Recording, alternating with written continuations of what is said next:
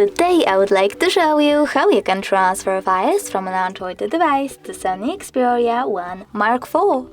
First of all, go into Play Store on both of them and click on the search bars. Then you need to type in Send Anywhere and install this free app from this developer. Once ready, open it.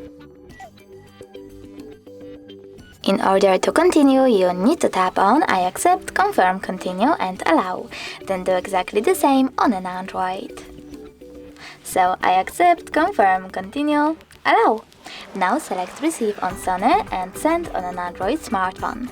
Following that, tap on all of those dots and choose Send next to Selected. This way you can choose all of your files and then transfer them. It will take a long time though, so I will go with only those two files. Choose Send and tap on Got It.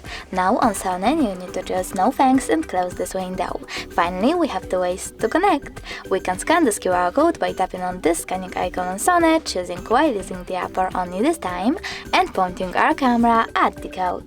But we can always input this key over here instead and tap on Receive button over here. Now after a couple of seconds, as you can see, my picture was successfully sent.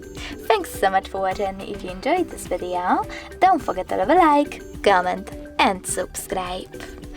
Bye!